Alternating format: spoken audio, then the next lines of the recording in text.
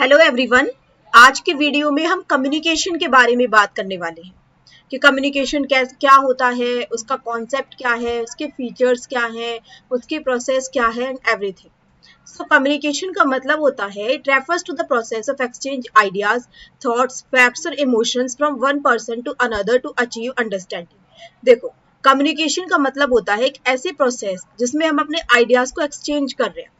मतलब मैंने अपना आइडिया किसी दूसरे को बताया और उसने मेरे को कुछ और आइडिया दिया, या फिर हमने एक दूसरे के साथ किस प्रकार से संवाद किया, अपने थॉट्स को हमने एक दूसरे के साथ शेयर किया, एक दूसरे के साथ एक्सचेंज किया, अपने फैक्ट्स को, अपने इमोशंस को।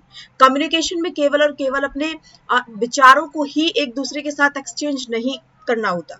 कम्युनिकेशन में इमोशंस भी इंक्लूड होते हैं, जहाँ पे मेरी बॉडी लैंग्वेज, जेस्चर्स सभी कुछ शामिल होता है। तो इस सारी प्रोसेस को बोला जाता है कम्युनिकेशन। अभी कम्युनिकेशन का कॉन्सेप्ट समझते हैं। It refers to an art of transferring ideas, views, facts, feeling etcetera from one person to another and making him understanding them. एक ऐसी आर्ट जिसमें हम अपने आइडियाज को ट्रांसफर कर रहे हैं, अपने व्यूज को, फैक्ट्स को, फीलिंग्स को एक पर्सन से दूसरे पर्सन तक, ताकि वो हमारी बातों को समझ सके। डेफिनेशन क्या है कम्युनिकेशन की, जो दी गई है कीथ डेविस के according, communication is the process of passing information understanding from one person to another. एक ऐसी प्रोसेस जहाँ पे हमने इंफॉर्मेशन को पास किया, उसको समझा कि एक दूसरे व्यक्ति को हम क्या समझाने की कोशिश कर रहे हैं, और हमने उसके पॉइंट ऑफ व्यू से समझा कि वो हमें क्या समझाने की कोशिश कर रहे हैं। तो ये है कम्युनिकेशन। अब बिजनेस में कम्युनिकेशन का यूज किस प्रकार से होता है, या बिजनेस में इसके फीचर्स क्या क्या है, अब हम ये समझते हैं। सबसे पहला इसका फीचर है टू वे प्रोसेस। कम्युनिकेशन एक टू वे प्रोसेस है, जिसका मतलब है कि इसमें दो लोग, मतलब दो वेज शामिल होंगे, केवल और केवल एक व्यक्ति ही इसमें शामिल नहीं होगा। मतलब अगर मैं अपने आप को ही कुछ आइडिया बता रही हूँ, अपने आप को ही मैं कुछ थॉट्स बता रही हूँ, तो वो कम्युनिकेशन नहीं है। कम्युनिकेशन में हमेशा दो लोग शामिल होंगे, दो पार्टीज इन्वॉल्व होंगी, जिसमें सेंडर मतलब एक ऐसा व्यक्ति जो मैसेज को सेंड करने वाला है, और जो दूसरी पार्टी होगी इसमें रिसीवर, जो कि रिस्पॉन्ड करेगी by giving feedback. For example, एक ए पर्सन को बी पर्सन से कुछ बात करनी है, कुछ उससे अपने थॉट्स शेयर करने हैं। ए ने बी को कुछ बात कही कि मैं पढ़ाई कर रही हूँ, तो बी ने उसको कुछ रिस्पॉन्स में से फीडबैक दिया कि अच्छा तुम क्या पढ़ाई कर रहे हो एटसेट्रा। तो ये क्या है, एक टू वे प्रोसेस है जहाँ पर कम्युनिकेशन होता है। अब इसमें क्या है, इसमें इंफॉर्मेशन शेयरिंग है, जहाँ पर जो दो पर्सन है, सेंडर और रिसीवर, वो आपस में एक दूसरे को इंफॉर्मेशन शेयर कर रहे हैं। कम्युनिकेट्स फैक्ट्स, आइडियाज और feelings, helps other understand the intended message. ये कंटिन्यूस प्रोसेस है, मतलब ये एक ऐसी प्रोसेस नहीं है कि मैंने मैसेज दे दिया और उसका मैसेज अचीव कर लिया और हो गया। Communication happens all the time, it never stops in personal और बिजनेस लाइफ। ना तो ये पर्सनल लाइफ में कभी खत्म हो सकती है, ना ये बिजनेस लाइफ में। कम्युनिकेशन डायरेक्ट भी हो सकता है एंड इनडायरेक्ट भी हो सकता है। ये communication can be both direct and indirect. Direct communication का मतलब होता है face to face conversation, while indirect communication is through other means. देखो, जो अगर डायरेक्ट कम्युनिकेशन है, इसका मतलब है कि मैं आमने सामने से किसी से बात कर रही हूँ, लेकिन जहाँ पर इनडायरेक्ट कम्युनिकेशन है, वहां पर अदर मीन्स के थ्रू जब कम्युनिकेशन होगा तो उसको बोला जाएगा indirect communication. Use of medium और चैनल, यहाँ पर जब कम्युनिकेशन होगा तो कम्युनिकेशन में किसी ना किसी मीडियम में चैनल का यूज किया जाएगा जिसके थ्रू कम्युनिकेशन हो रहा है। तो कम्युनिकेशन यूजेस वर्बल, या तो ये वर्बल हो सकता है कि भाई मैंने बोला, सामने वाले ने सुना, उसने मुझे फीडबैक दिया। ये रिटर्न में हो सकता है कि मैंने किसी को मैसेज किया, उसने मेरे को सामने से मैसेज कर दिया, that is also communication. Non verbal इसकी फॉर्म्स हो सकती है। इट कैन बी थ्रू, ये फोन के थ्रू हो सकता है, जरूरी नहीं है मैं फेस टू फेस ही किसी से बात कर रही हूँ। मेल के थ्रू हो सकता है, जेस्चर्स के थ्रू हो सकता है, लेटर्स के थ्रू हो सकता है। तो जिस जिस मीडियम के थ्रू ये होता है उसको बोलता है कम्युनिकेशन चैनल। नेक्स्ट इसका फीचर है mutual understanding. Receiver must clearly understand the message. जो रिसीवर है उसको जो मैसेज दिया जा रहा है उस मैसेज को क्लियरली समझना चाहिए कि वो मैसेज क्या कह रहा है। Sender checks if the message is correctly received. ठीक है, कम्युनिकेशन की प्रोसेस के बारे में बात करते हैं कि कम्युनिकेशन की पूरी प्रोसेस क्या है। मतलब अगर एक कम्युनिकेशन हो रहा है ए से, मतलब एक कम्युनिकेशन हुआ, तो उस कम्युनिकेशन में कौन कौन सी पार्टी इन्वॉल्व होगी, क्या क्या उसमें होगा, ईटीसी। उसमें सबसे पहले आएगा हमारा सेंडर। सेंडर क्या करेगा, एक मैसेज को जनरेट करेगा और वो मैसेज बनाएगा। भाई सेंडर के पास एक मैसेज है, उसने एक मैसेज को लिखा, इनकोड किया। इनकोड करने के बाद उसका एक मैसेज बन गया, उसने एक मीडिया को यूज किया, मीडिया जिसके बारे में हमने पहले बात की, कोई भी चैनल जैसे कि verbal, non verbal, written, gestures, phone, mails, ETC, फिर उसको डिकोड किया गया, मतलब कि किस प्रकार से कि वो मैसेज है क्या, फिर वो रिसीवर तक पहुंचा और जैसे रिसीवर ने उसको रिसीव किया उसने एक फीडबैक दिया। तो ये पूरे के पूरे कम्युनिकेशन प्रोसेस है। अब इसमें सेंडर ने क्या किया, the person who creates and sends the message, जो पर्सन मैसेज को क्रिएट करता है और भेजता है उसको बोलता है सेंडर।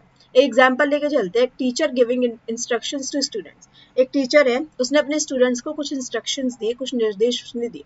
उसने क्या किया, उसके पास कोई ना कोई मैसेज था उन्हें देने के लिए, द इंफॉर्मेशन, आइडिया और feeling the sender wants to share.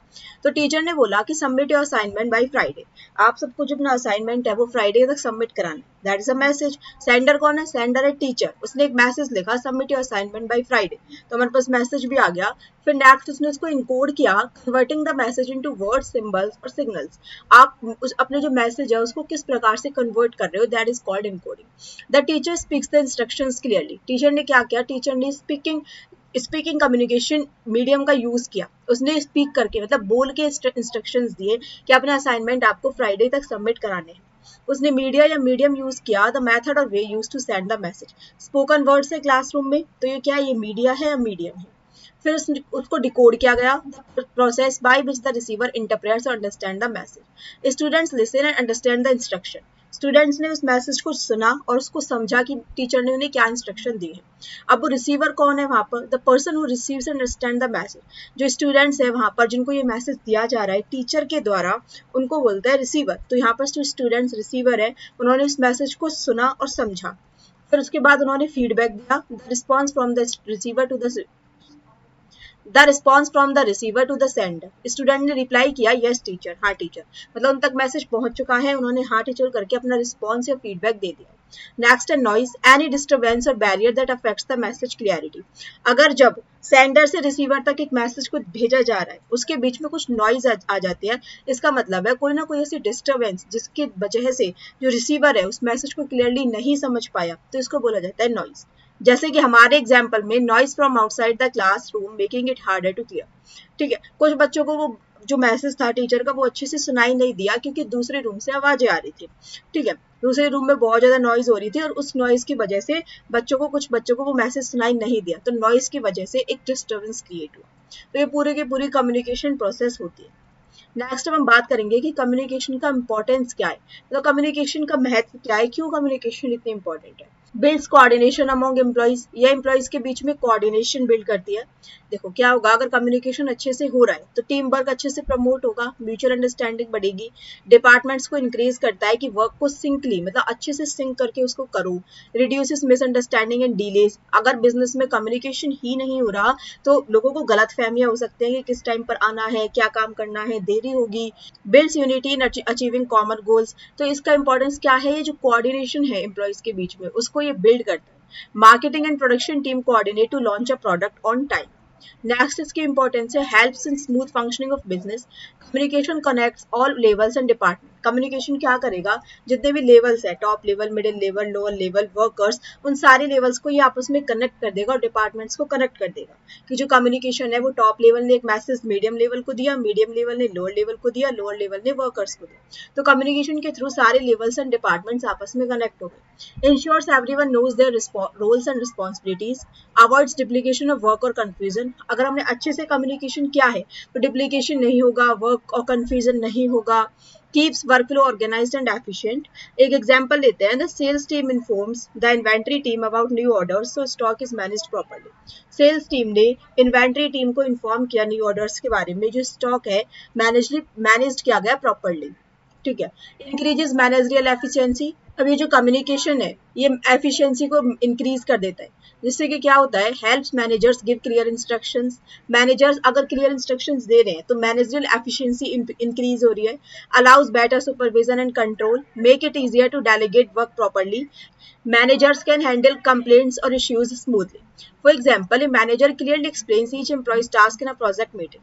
एक मैनेजर ने अपनी प्रोजेक्ट मीटिंग में क्लियरली एक्सप्लेन कर दिया सभी एम्प्लॉइज के टास्क को। तो ये क्या है, ये प्रॉपर कम्युनिकेशन है। Boost employees moral and motivation, open communication makes employees feel value. अगर ओपन कम्युनिकेशन हो रहा है तो इससे क्या होगा, एम्प्लॉयज को फील होगा कि उन्हें ऑर्गेनाइजेशन में वैल्यू किया जा रहा है, उनकी बातों को अगर सुना जा रहा है, उन पर वर्क किया जा रहा है। Helps resolve employees problem quickly, अगर वो आपस में कम्युनिकेशन कर रहे हैं तो एम्प्लॉयज की जो प्रॉब्लम है वो क्विकली सॉल्व होंगी। Builds trust between management and staff, motivate employees to perform better. एक एग्जाम्पल है, एक company holds regular feedback session where employees share their views freely. एक कंपनी रेगुलर फीडबैक सेशन रखती है ये जानने के लिए कि जो एम्प्लॉयज है, ताकि वो अपने व्यूज को फ्रीली रख सके, अपनी प्रॉब्लम्स के बारे में बता सके, उनके पास अगर कोई आइडिया है तो उसको सामने रख सके और वहां पर एक ओपन कम्युनिकेशन बना रहे। ensures proper flow of information, sends accurate information to the right people। जो कम्युनिकेशन है ये accurate information send करता है सही लोगों के पास। reduces chances of rumors and confusion, जिसकी वजह से अफवाहें नहीं फैलती and confusion create नहीं होता। helps in timely decision making and odd levels। NHR email announces new working hours to all employees to avoid confusion। promotes cooperation and industrial peace, इससे क्या होता है कम्युनिकेशन से, इससे कोऑपरेशन बना रहता है, इंडस्ट्रियल पीस बनी रहती है। Encourages open dialogue between management and workers, helps resolve misunderstanding और disputes early, creates a healthy work environment with mutual respect. जैसे कि एक फैक्ट्री मैनेजर है, वो रेगुलरली सुन रहा है अपने वर्कर्स के कंसर्न के बारे में कि उन्हें क्या प्रॉब्लम है। Avoiding union conflicts and ensuring smooth operation, जिससे क्या होगा, जो यूनियन कन्फ्लिक्ट्स है उन्हें अवॉइड किया जा सकता है एंड स्मूथ ऑपरेशंस को इंश्योर किया जा सकता है।